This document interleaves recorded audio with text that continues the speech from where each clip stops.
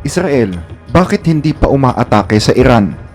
Sa pagdating ng mga sundalong North Koreans, NATO, sasabak na sa gera kontra Russia.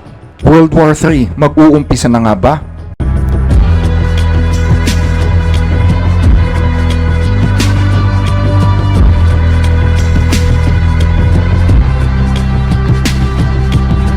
Kung meron mang bagay na umaagaw ng atensyon ng mundo, isa sa mga pangunahing bagay na yan ay ang napipintong pagganti ng Israel sa Iran.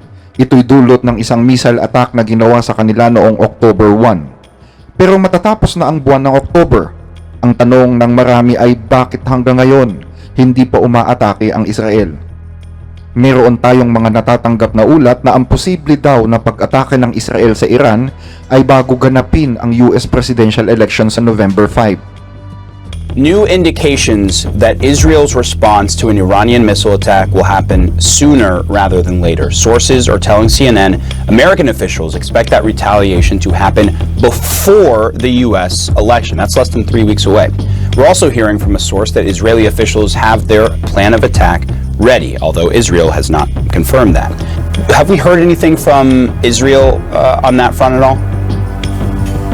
Well, nothing official. What we do know is that there have been some really intense conversations between the United States and Israel over exactly, the scope and the targets that Israel will hit in the retaliation that it has vowed to carry out for that barrage of some 200 ballistic missiles. We have heard President Biden very publicly warning Israel not to target Iranian nuclear facilities, also clearly opposed to strikes on oil facilities. And now we're being told by a source familiar that Israel's response to Iran is indeed ready, but the timing is still somewhat unclear. The closest that we've been able to get so far from U.S. officials is that it will come before the elections in the United States.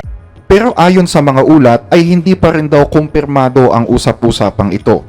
Ano nga ba ang tunay na dahilan bakit hindi pa umaatake ang Israel sa Iran? Ayon sa mga analyst na nag-aral tungkol sa sigalot ng Iran at Israel, mayroong ilang mga factors ang posibleng dahilan ng nauudlot na pag-atake. Una, si Joe Biden. Bagaman alam na ni Joe Biden ang kabuuan ng plano ng Israel, wala pa ring hinto ang kanyang administrasyon sa panawagan na huwag palalain ang gulo. Ayon sa isang ulat na lumabas sa Jerusalem Post, nananawagan si US Secretary Antony Blinken kay Netanyahu na huwag palalain ang sigalot sa Iran at sa Hezbollah. Magpapatuloy pa rin anya ang suporta ng Amerika sa depensa nito, pero mariing sinabi ni Blinken na mahalagang layunin para sa kanila na tiyaking hindi kumalat ang sigalot na ito. Matatandaan na isang mataas na opisyal sa Israel at kapitbahay mismo ni Netanyahu ang umamin na tumatagal ang laban dahil sa nagiging malambot na ang Amerika sa Iran. If the U.S. decides to join with Israel and build a coalition and deal with the Iran military, what Israel did in a week or two can be done in Iran in a few days if the U.S. leads an attack. If the U.S. continues with their policies of appeasement, then Israel will have to deal with this alone, and this will take time. Kung magdesisyon ang US na sumama sa Israel at bumuo ng koalisyon para harapin ang militar ng Iran, ang nagawa ng Israel sa loob ng mahabang panahon ay kayang gawin sa Iran sa loob ng ilang araw kung ang US ang mangunguna sa pag-atake. Pero kung ipagpapatuloy ng US ang kanilang mga patakaran ng pagpapasensya, kakailanganing harapin ito ng Israel na mag-isa at ito ay aabutin ng mas mahabang panahon. Pangalawa, hindi komportable ang kasalukuyang presidente sa US sa planong atakihin ng Israel ang mga nuclear at oil facility sa Iran. Dahil sa oras anya na gawin ito ng Israel sa isa sa mga facility ng Iran, tiyak na posible itong bumuo ng bombang nuklear sa ibang pasilidad at mauuwi sa isang nuclear war ang sigalot.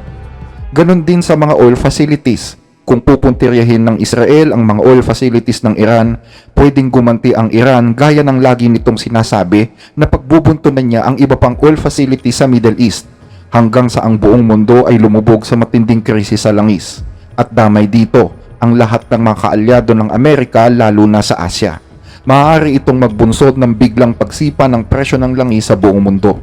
Kung mangyayari ito, pwede nitong masira ang pangalan ng Democratic Party lalo na ang kandidatura ni Kamala Harris sa pagkapresidente. At yan ang ayaw mangyari ni Biden sa kanyang administrasyon. Ayaw niya na lahat ng ito ay mangyari sa ilalim mismo ng kanyang termino, or else ay aalis siya na may iniwang napakalaking problema. Parang sinasabi ni Biden sa Israel, sige, atakihin mo ang Iran, pero huwag ngayon na malapit ang eleksyon. Pangatlo, dumagdag sa mga dahilan ng delay ang pag-leak ng ilang mga classified top secret tungkol sa pag-atake ng Israel. Marami ang naniniwala na ang leakage na ito ay sinasadya dahil sa isang layunin.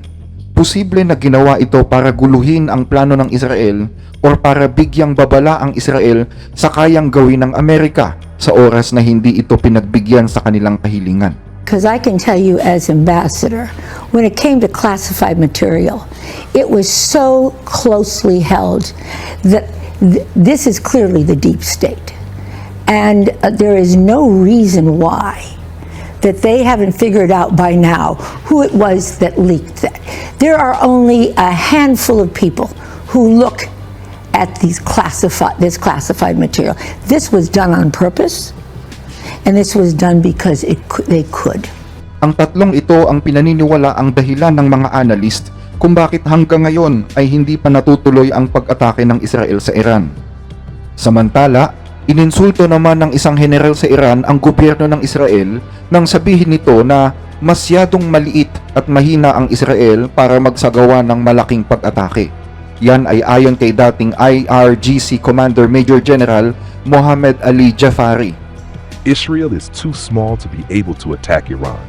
Israel may carry out a limited and small attack to just say that it has responded. However, it definitely cannot have an attack that is on a par with Iran's Operation True Promise 2. If it carries out a significant and notable action, it will certainly see a response several times bigger. Masyadong maliit ang Israel para umatake sa Iran. Pwede umatake ang Israel ng isang limitado at maliit na pag-atake lamang para lang masabi na sila ay tumugon.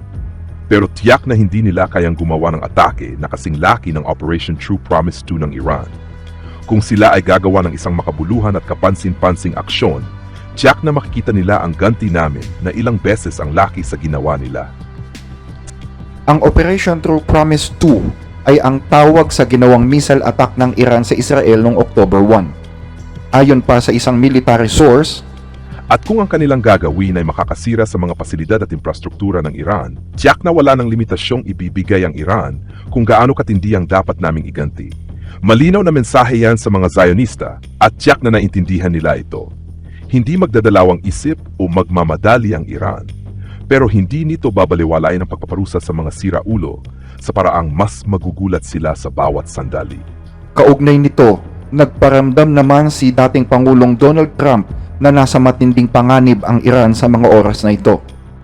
Ang Iran ay nasa panganib ngayon, panganib na mas higit pa kaysa inaakala nila noong nakaraang buwan dahil sa mga nangyayari.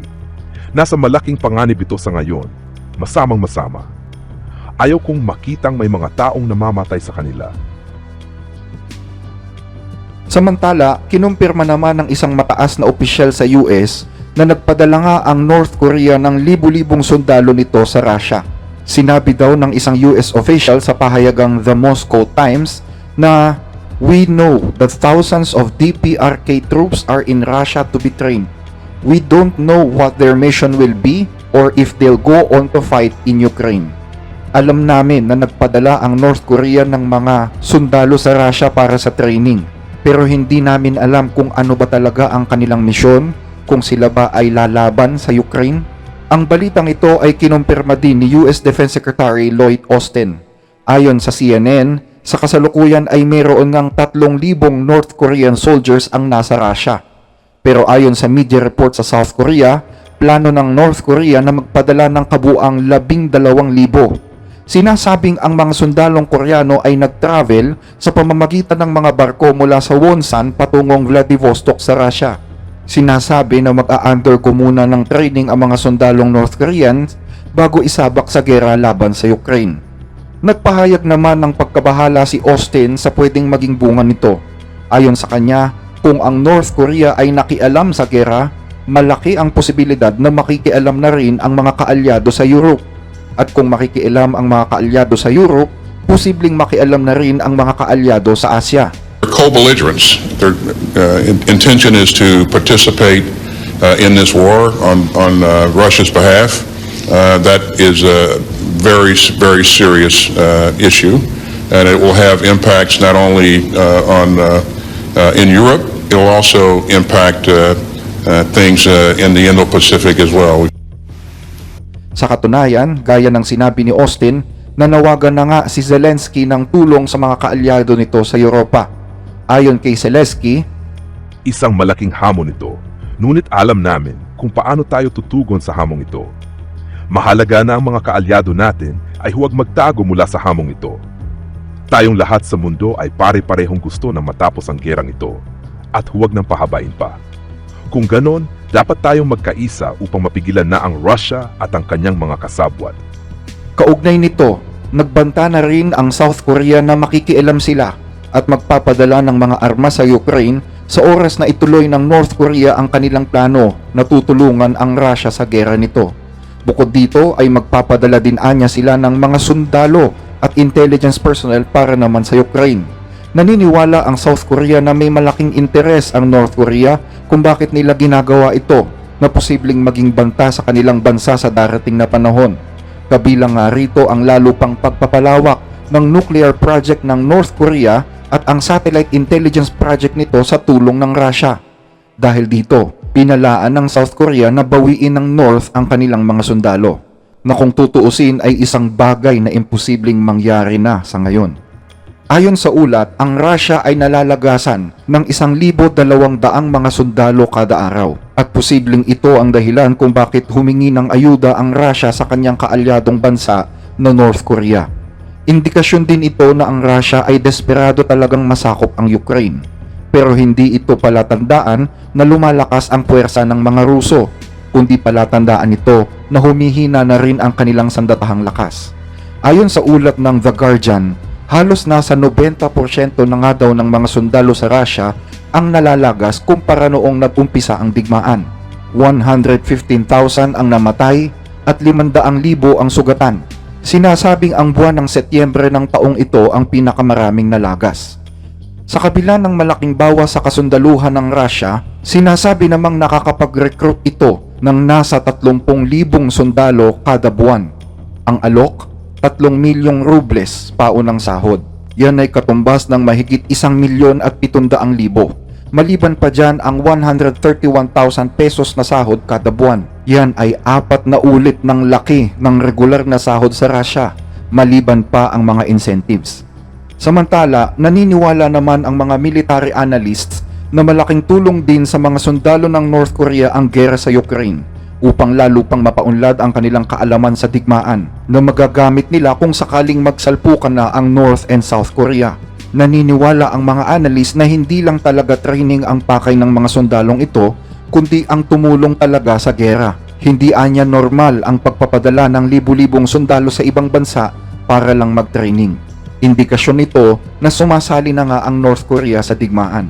Samantala, bilang tugon ay nagpahayag naman ang NATO na ang hakbang ng North Korea ay isang malaking escalation sa gera. But this phone call yesterday was very much focusing on the issue of the DPRK, so North Korea. I asked the president, and he said, I will absolutely do that, to send experts from the Republic of Korea to brief the North Atlantic Council. That will now happen early next week. And then we will see whether North Korea is indeed or not supporting Russia's illegal war in Ukraine. If that would be the case, if they would be sending troops to Ukraine, that would mark a significant escalation. That would really be important, a significant escalation. So at this moment, I cannot confirm it other than that we will get the latest update from South Korea. Maliban sa North Korea, nagpadala na din daw ang China ng mga armas. At bukod sa mga armas, ay may mga mercenary na din na ipinadala ang bansang China. Yan ay ayon sa impormasyong ibinigay sa X ng isang account na may pangalang Wayu Tuzel na nagpost patungkol sa usapan ng isang gun for hire na nagngangalang Dian Yuzhang na lumalaban kasama ng mga puwersa ng Russia ngayon at isang mercenary na nakabalik na sa China na nagngangalang Li Dafu. Noong Oktubre 19, Nag-livestream ang mga Chinese mercenary na si Lao Wang at Dian Yuzhang sa Russia. Sa kanilang pag-uusap, nabanggit nila na ang pagkakamali ng mga komandante sa Russia ay karaniwan na. Maraming bangkay ang hindi matukoy ang pagkakakilanlan kaya hindi mabayaran. Sinabi ni Dian Yuzhang na sa kanilang hanay ay may 150 Chinese na namatay. Kung bibilangin mo ang sa inyo, mas marami pa, dagdag niya. Dito, ang mga sundalong Koreano ay namamatay na sa loob ng isang araw, 8 tao at mga komandante.